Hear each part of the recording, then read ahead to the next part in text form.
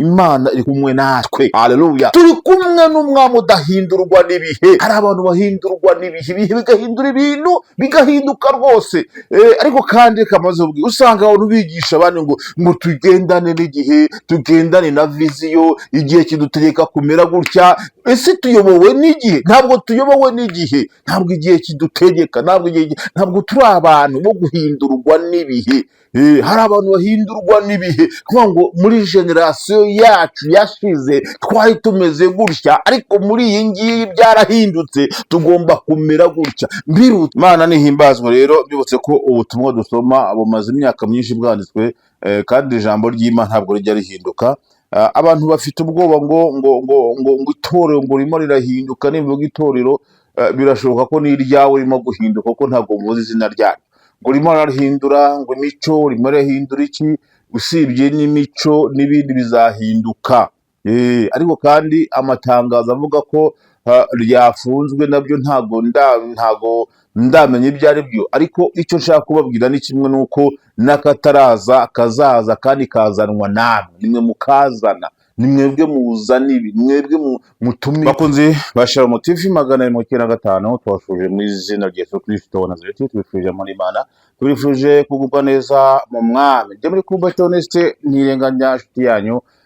Nongeye kugaruka kugira ngo tuganire ijambo ry'Imana ku badukurikira bari mu mpande enye z'isi. Tubashuje, twifurije muri Imana, ariko cyane mu Rwanda, Iburasirazuba, Amajyepfo, Amajyaruguru n'Iburengera bw'izuba, ndetse mu mujyi wa Kigali. Twifurije amahoro y'Imana. Tubifurije rero gukomeza kugubwa neza muri Kristo Yesu. Ndaje ngo tuganire ijambo ry'Imana. Murabizi ko iyo nje kuri kamera mba mbazaniye ijambo ry'Imana, kuko abikiye bakeneye ijambo ry'Imana. Imana rero umugisha. Ndashaka ko tuganira namwe akanya gatoya, tutirengaye gucuruza n'inshuti zacu ziri hirya no hino mu isi, ku migabane igize isi. Mwese tubifurije amahoro y'Imana. Hari abari ku butaka bwera, ndabashuje. Hari abari muri Koreya y'Amajyepfo, namwe ndabashuje. Hari abari muri Canada, hari abari mu Bufaransa, hari abari hirya no hino ku isi hose. Ndabizi neza ko munkunda kandi munyifuriza amahoro y'Imana. Nanjye ndabifurije mu izina rya Yesu Kristo wa Nazareti. Umunsi Imana yampaye ijambo kugira ngo tuganire namwe, kandi nzi neza yuko mukunda ijambo ry'Imana. Niyo mpamvu twafashe umwanya wo kujya tubagezaho ijambo ry'Imana, nubwo ntaherukaga, ariko ndabizi neza yuko munkunda. Imana rero umugisha. Rero nimureke dusenge Imana kugira ngo twinjire mu ijambo ry'Imana. Nta bintu byinshi byo kuvugwa, nubwo bihari byo kubwira abantu, ariko ntabwo ari cyo ngendereye, ahubwo ndashaka ko tuvuga ijambo ry'Imana. Biravugwa hirya no hino, bikomeye, biteye ubwoba, ubuhanuzi bukakaye, ariko kandi Yesu ni uwacu, kandi Yesu aradukunda. Nimuhumure, byose Yesu arabitegeka, kandi Yesu arabiyobora. Ntimukagubwe gitumo nibagerageza bitari bikeya n'amagambo mugenda mwumva hirya no hino, ahubwo mujye mukomerera mu mwami wacu Yesu Kristo, niwe byiringiro byacu. Kadusenga n'Imana kugira ngo twumve ijambo ry'Imana. Mana, turagushimiye kuri Imana yacu bwite, uri Data wa twese. Tugushimiye ko uri ibyiringiro byacu. Turasenze kugira ngo muri aka kanya tuganira n'ubwoko bwawe, udushoboze kuvuga ijambo ryawe, kandi abaryumva bose bahe umugisha mu izina rya Yesu, kubera ko hari abantu bize amatwi kugira ngo batumva, ariko kandi ijambo ryawe riba ryavuzwe. Abaryumva rero bakaryitaho, abo nabo ujye ubaha umugisha. Ijambo ryawe rirarema, riri mu buzima. Ijambo ryawe rihindura ibintu bigahinduka. Ijambo ryawe nzi neza yuko rikora ibintu n'ibitangaza, kandi natwe twararyizeye. Niyo mpamvu dusenga tuvuga ngo umuntu wese wumva ijambo ryawe ujye umuha umugisha mu izina rya Yesu Kristo wa Nazareti. Amen. Kadusome ijambo ry'Imana. Ni ijambo rigufi cyane ngo tuganireho mu kanya gato cyane. Dusanga mu gitabo cy'ibyahishuriwe Yohana, ibice bya 22. Nongera ngo dusome, ntabwo ndi butinde. 22 ku murongo waho wa 12. Ibice bya 22 umurongo waho wa 12 ni urupapuro ruhera rw'ibyahishuriwe Yohana. Kadusome mu izina rya Yesu.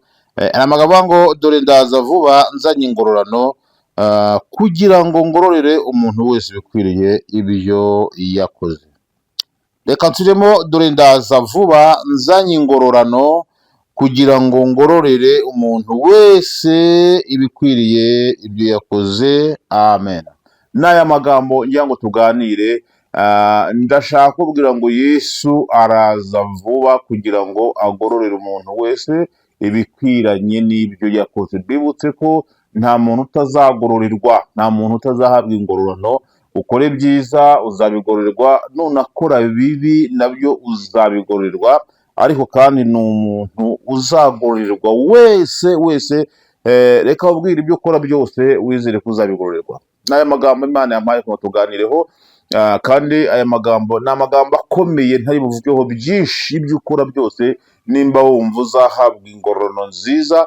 Mbibutse ikintu twaremewe ni ugukora imirimo myiza iyo muri Kristo Yesu kugira ngo tuyigenderemo. Nimba wararemewe gukora imirimo myiza iyo muri Kristo Yesu kugira ngo uyigenderemo, ubu tuvugana ukaba uri gukora imirimo mibi, nawe ujye uhita wibwira ngo nzagororerwa nte, nzagororerwa iki? Ujye uhita umenya ngo ibi bibi ndimo ndakora nzabigororerwa, kandi nzagororerwa ibibi bihwanye n'ibyo nakoze. Niba uri gukora ibintu byiza, ujye uvuga ngo ibi bintu byiza ndimo ndakora nzabigororerwa neza. Bibutse ko ntabwo tuzahabwa ingororano zimwe, icyo mujye mukimenya, ntabwo tuzagororerwa bimwe. Ibyiza ukora uzahabwa ingororano zihanywe n'ibyiza ukora. Ibibi ukora uzabigororerwa ingororano zihwanye n'ibibi ukora. Imana ikugire neza. Niko Yesu yabwiye Yohana. Njya mbabwira ngo muri iki gitabo ni ihishurirwa kuva ku gice cya mbere kugeza kuri iki tusomyemo. Ni ihishurirwa, niyerekwa cyangwa se niyerekwa Yohana yagize, ngo yabaye mu mwuka igihe kirekire, ngo ategekwa kwandika ibi bintu yabyanditse ari mu ihishurirwa. Yesu niwe wamuhishuriraga. Mbibutse ko ntabwo ari ibintu we yiyandikiye ubwe, ntabwo ari ibitekerezo by'umuntu ku giti cye. Mbibutse ko Yohana yari mu iyerekwa. Nkunda kubabwira ngo igitabo n'ujya ugisoma ujye witonda cyane kuko niyerekwa. Imana ishimwe. Niyerekwa Yohana yagiraga, nihishurirwa Yohana yagiraga. Ese we muri uri guhishurirwa iki? Muri Matayo 20 mwavuze ngo nkunda kumva amakuru y'umurwa. Yesu yavuze ngo umwuka naza ngo azababwira ibyenda kubaho, ngo azajya yenda no ku bya Data bamenyeshe. Ndashaka gutangaza ngo wowe usenga, ni ayahe makuru Imana iri kukuzanira? Ni irihe yerekwa Imana iri kuguhishurira? Kuko umwuka araduhishurira. Imana itugirire neza. N'ibiki uri gukora muri iki gihe? N'ibiki urimo muri ibi bihe bigoye? Urusaku rurahari, intambara zirahari, impuha zirahari, ibivugwa hirya no hino. Ariko reka maze nkubwire ngo n'ibiki wowe uri gukora muri iki gihe? Imana yambwiye ngo nkubaze ngo urimo urakora ibiki? Imana yambwiye nkubwire ngo urimo kuvuga ibiki? Ibyo uri kuvuga, ibyo uri gukora bihesheje Imana icyubahiro? Aho uhagaze urumva ni ahantu Imana ireba ikavuga ngo ahagaze neza? Ibyo uri kuvuga Imana imirareba igasanga urimo uravuga ibintu byiza. Wowe ujye witekerezaho uvuge ngo mbese muri aka kanya mpagaze nte? Mbese muri aka kanya ndimo ndavuga ibiki? Ese muri aka kanya n'ibiki ndimo ndabwira abantu? Ndi mu murimo w'Imana cyangwa ndi mu murimo wanjye bwite? Ijambo ryatubwiye ngo dore ndaza vuba. Imana itugije neza. Ngo nzanye ingororano kugira ngo ngororere umuntu wese ibikwiriye ibyo yakoze. Imana nihimbazwe rero. Byibutse ko ubutumwa dusoma bumaze imyaka myinshi bwanditswe, kandi ijambo ry'Imana ntabwo rijya rihinduka. Abantu bafite ubwoba ngo itorero ngo ririmo rirahinduka. Nimvuga itorero, birashoboka ko n'iryawe ririmo guhinduka kuko ntabwo muzi izina ryayo. Ngo ririmo rarahindura, ngo imico ririmo rirahindura iki? Usibye n'imico n'ibindi bizahinduka. Ariko kandi amatangazo avuga ko ryafunzwe nabyo ntabwo ndamenya ibyo ari byo. Ariko icyo nshaka kubabwira ni kimwe, nuko n'akataraza kazaza kandi kazanwa namwe. Nimwe mukazana, ni mwebwe muzana ibi, ni mwebwe mutuma ibi biba, ni mwebwe mutuma isi igera ku musozi, ni mwebwe mutuma isi igubwa igera muri ibi muri kubona. Ariko nje kubwira ngo wowe uhagaze ute? Ni ayahe makuru yo gutangaza? Imana ishimwe. Yohana ngo ari mu kirwa cya Patimo, niho Yesu yamusanze aramwirika, arangije aramubwira, mu gihe we yumvaga ko ageze kuri finali yo gupfa, byari byamukomeranye, yumva agiye gupfa, kumbi hari aho yari ari naho hari ubuzima. Mbibutse ko Yohana mu bigishwa ba Yesu, Yohana niwe wapfuye urw'ikirago, niwe wapfuye urupfu rusanzwe. Abandi bahuye n'ibigeragezo, abandi bagiye bapfira mu rugamba. Nimvuga urugamba mbabwire kurwana n'icyaha. Pawulo yaranditse avuga ngo twebwe ntabwo turageza aho tuvusha amaraso mu ntambara turwanya icyaha. Intumwa za Yesu zafiya zose zararenganyijwe zizira Kristo, zicwa impfu zitandukanye. Ariko Yohana we mbibutse ko hari igihe ngo Petero yigeze kubwira Yesu, igihe yamaze kubabwira uko bazamera, ngo Petero ahindukirana Yesu aramubwira ngo none se wowe ibye bizamera bite? Buri muntu wese yari amaze kumuhanurira ibizamubaho, ngo ariko Yohana ntiyagira ikintu amuvugaho. Hari abantu Imana yihishira ntigire ibyo ibavugaho. ngo Petero ngo abwira Yesu ngo none se mwigisha, ngo uyu wazamera te, uyu wazaba wate? ngo Yesu aravuga ngo upfiki, ngo niba uyu ngo azabaho mbese ni ukuvuga ngo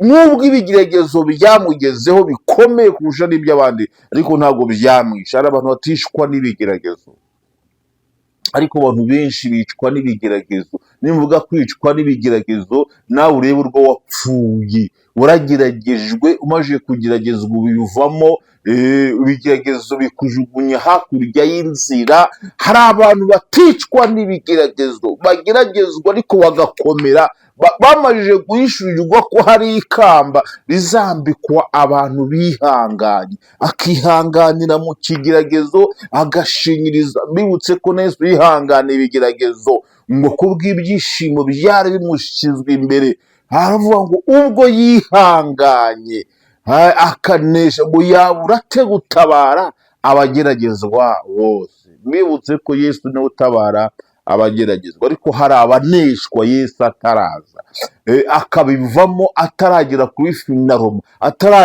mbese ubutabazi bw'Imana ntaburindire. Utegetswe kurindira ubutabazi bw'Imana muri izo ntambaro yo kurwana nazo, muri ibyo bigeragezo uhanganye nabyo, muri ibyo bikwasamiye, utegetswe, ntabwo ari ugusabwa, utegetswe kurindira ubutabazi bw'Imana. Imana ishimwe, kuko Imana yacu iratabara, Imana yacu iribashije, Imana yacu iranterevuna, icyo bita kuranterevuna. Imana yacu iratabara, ariko kandi kurindira ubutabazi bw'Imana binanira abantu benshi. Ariko nje kubwira ngo rindira ubutabazi bw'Imana. Twaje duhana ibigeragezo bitandukanye, twaje duhura n'intambara zitandukanye, ariko kandi twarindira ubutabazi bw'Imana tukabubona. Imana rero nawe gutabara. Hari abantu Imana itabara izindutse, ariko hari n'abicerererwa gutabara. Ibyo nabyo jya ubimenya. Hari abantu Imana itabara izindutse. Ubutabazi bw'Imana hari igihe gutabara izindutse, ariko hari n'igihe icererwa gutabara. Ibi nabyo mujye mubimenya ko hari igihe Imana icererwa gutabara, kandi icererwa ifite impamvu. Hari abaneshwa n'ibigeragezo ntibarindire ubutabazi bw'Imana, akumva ubutabazi bw'Imana ntabwo agikeneye, akavuga ngo Imana yarantereranye. Mbibutse Yesu yarasenze ngo abwira Imana avuga ngo igikombe kindenga ageze kuri finali. aravuga ngo umutima urakunze ariko umubiri ufite intege nke. aravuga ngo niba bishoboka igikombe kintu, nawe yarebye asanga Imana yatinze kumutabara, ariko kandi ntiyava mu mwanya wo gusenga. noneho kugeza igihe ubutabazi bwaje buramutabara. Imana itubwire neza, nawe utegetswe kurindira ubutabazi bw'Imana muri izo ntambara uri kurwana nazo. muri ngo murwanyi we ngo cyo mbwira nawe ngo mbese urugamba ruzashira. noneho ngo guma mu ntambara, urugamba ruzashira, guma mu ntambara. mbibutse umusirikare udeveye urugamba akagira ubwoba akaruvamo, bamwita dezanta. iyo afashwe araraswa cyangwa se agafungwa. kubera iki? aba yarataye urugamba, aba yaravuye mu ntambara, aba yarahunze urugamba. ugomba kurwana kugeza ku ifirimbi y'ukuyoboye. basirikare bagira babayobora, akavuga ati mwavanse mujye imbere, kabe n'ubwo bafite intwaro zikomeye, ariko kandi ubayoboye niwe ubatwara aho ashaka abajyana aho rukomeye, kubera ko aba yamaze kumenya amakuru y'aho abajyanye. cyangwa se akavuga ati nimusubire inyuma. ariko iyo wowe ubwawe ufashwe n'ubwo kwisubiza inyuma, tayari barakurasa cyangwa se bakagufunga. mujye mumenya neza yuko turi abasirikare ba Kristo. ntukikure mu rugamba Imana idateye ifirimbi, ntukikure mu rugamba uyoboye atavugije ifirimbi. Imana nitubwire neza, hari abantu bo bikura mu rugamba, hari abantu bikura mu ntambara bakananirwa bagacoka, barangiza bakajya kwandavura kubera ko bavuye mu rugamba, bagahunga urugamba. ariko nje kubwira ngo komera kandi ukomeze urwane kigabo. Imana iri kumwe natwe. Haleluya. turi kumwe n'umwami udahindurwa n'ibihe. hari abantu bahindurwa n'ibihe, ibihe bigahindura ibintu bigahinduka rwose. ariko kandi kamaze usanga abantu bigisha abandi ngo tugendane n'igihe, tugendane na viziyo, igihe kidutegeka kumera gutya. ese tuyobowe n'igihe? ntabwo tuyobowe n'igihe, ntabwo igihe kidutegeka, ntabwo turi abantu bo guhindurwa n'ibihe. hari abantu bahindurwa n'ibihe, kuvuga ngo muri generasiyo yacu yashize twari tumeze gutya, ariko muri iyi ngiyi byarahindutse, tugomba kumera gutya. mbirutse ko tutagomba guhindurwa n'ibihe. Imana itubwire neza, ntabwo tugomba guhindurwa n'ibiri guhindura abandi. turi kumwe na nyir'ibihe, niwe utuyoboye. Imana ishimwe, turi kumwe na nyir'ibihe. nyir'ibihe niwe utuyoboye, kandi aho tujyana arahazi, n'intambaro azi uko iteye. ni umwami utajya uneshwa. ntugahindurwe n'ibihe, uri kumwe na nyir'ibihe. Imana itubwire neza. nakantu kumvishije navuze ngo ntugahindurwe n'ibihe, uri kumwe na nyir'ibihe. guma uko wahamagawe.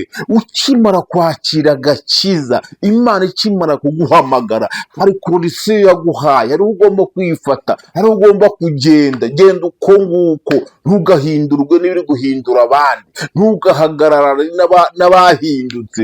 gira uko uhagarara, gira uko ugenda. ariko kandi mbibutse ko agakiza katajya gahinduka, kandi agakiza si ivangamutungo rusange.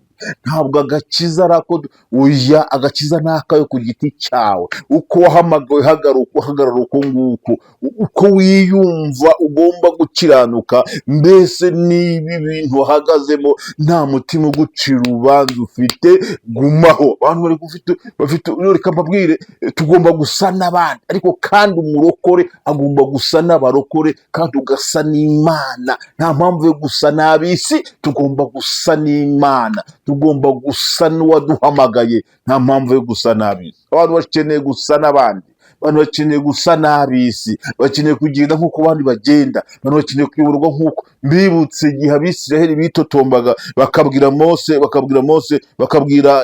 Samweli ngo ntabimikiye umwami wo kubayobora. Abisiraheli ngo bari bifuje gusa n'abandi.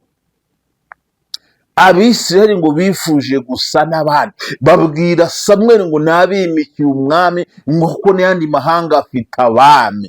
iki kintu cyabayeho ngo giteza intambara mu Bisiraheli. bamwe bati Samweli arahagije, abandi bati Samweli ntahagije, Samweli ni umuhanuzi, niwe ugomba kutuyobora. abandi bati tugomba kugira umuhanuzi tukagira n'umwami. ibintu birakomera, kandi Imana niyo yari umwami wabo. rero mubona reka tuvuge ku itorero rya ADEPR ngo rirashaka niko bimeze.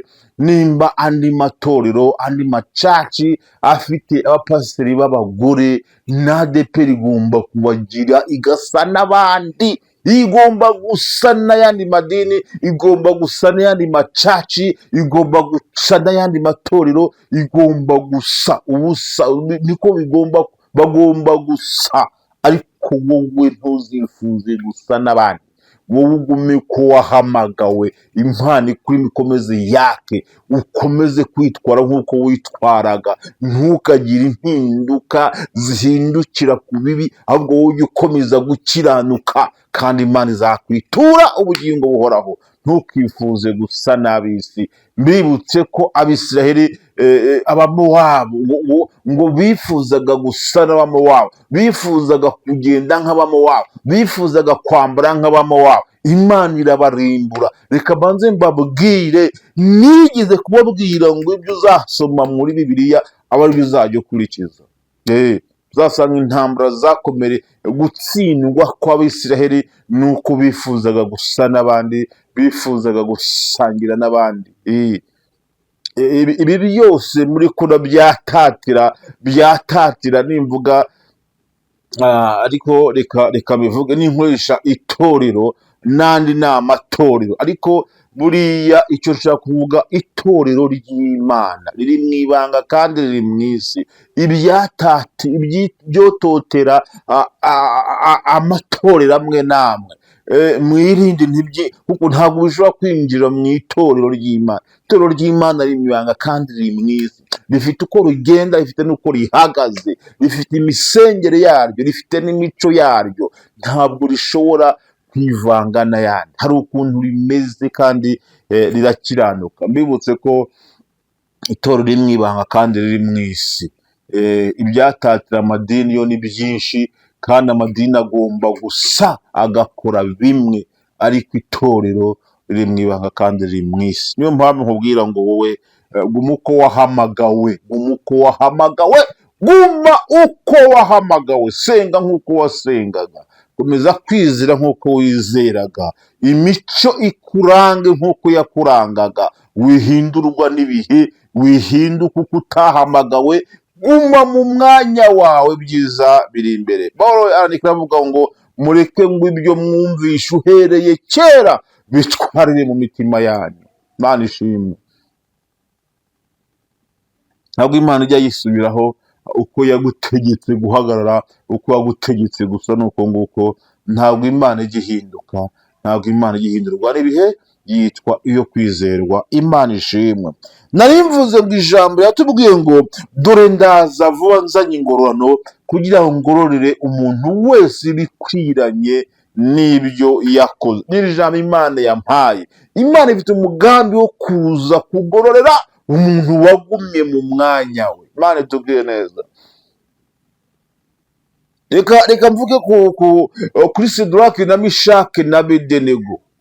Shadraki na Meshaki na Abedenego, mbibutse ko ngo batoranyijwe mu bandi, ngo bajyanwa ibwami, ngo kuko bari abanyabwenge, noneho rero ngo bahabwa kongererwa ubundi bumenyi, ariko ngo bashaka kubakamuramo iby'i Yerusalemu n'ibyo kwizera Imana, ngo babajyana i Babuloni, ngo babigisha ngo iby'Abakarudaya, ngo bigisha gusenga ibigirwamana, babigisha kubitambira no kubirema. Urumva, n'ubwenge bw'inyamaswa abantu, n'ubwenge bw'ubukonikoni bashakaga ko ngo bakora, kuko bari bazi neza ko bakunda Imana yabo, ariko kwari ukugira ngo bakamure iby'iwabo, nibarangiza kubakamuramo iby'iwabo bahinduke nk'abandi, bakorere ibigirwamana, kuko basangaga bafite ubwenge bw'Imana. Nicyo bari bagambiriye. Noneho Isiraheli itakaza abanyabwenge.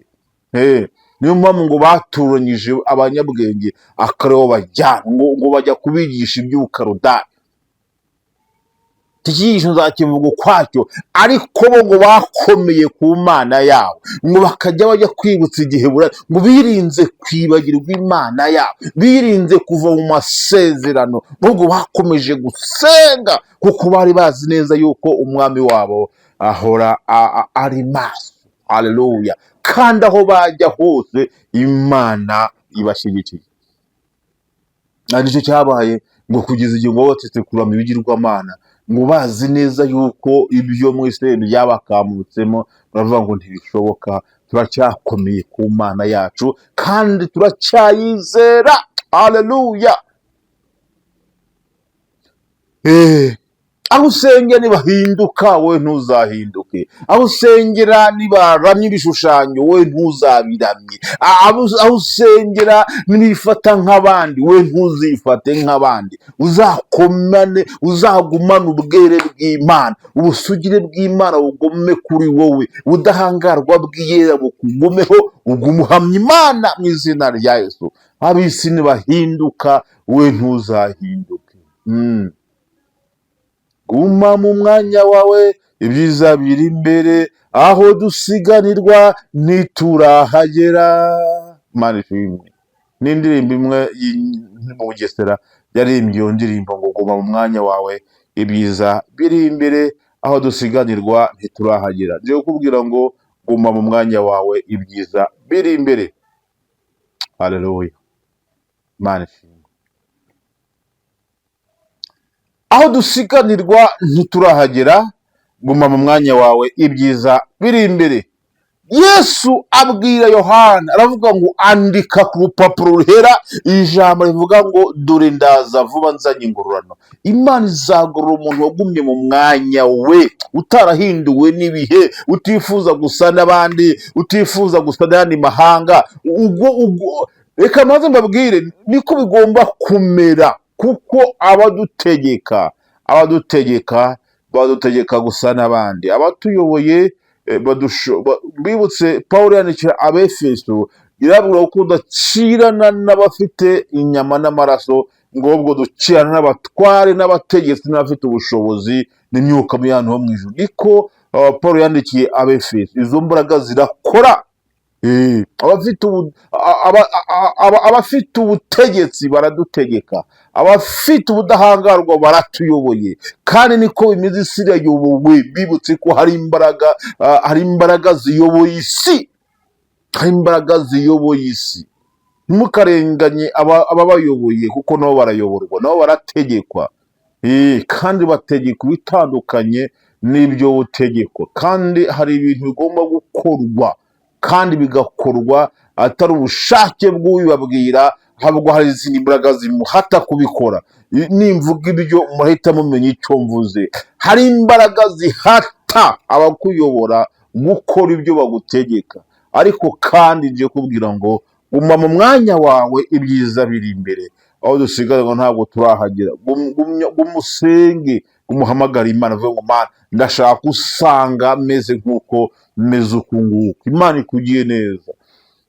Umva ijwi ryingingira muri wowe. Ngiye kubwira ngo Yesu araza vuba azanye ingororano, kugira ngo agororere umuntu wese ibikwiranye n'ibyo yakoze. Ibyo Imana ishaka gukora bari ibyo ukora, uko Imana ishaka kumera bari kumera. Oya, twebwe ntabwo dutegekwa n'abapasiteri. Oya, baratuyoboye, nibyo turabemera kandi turanabubaha. Ariko iyo batuyoboye, iyo batubwiye ibitandukanye n'ijambo ry'Imana, ntabwo tugomba kubyemera. Emera ibigendanye n'ijambo ry'Imana, kuko umuyobozi mukuru ni ijambo ry'Imana.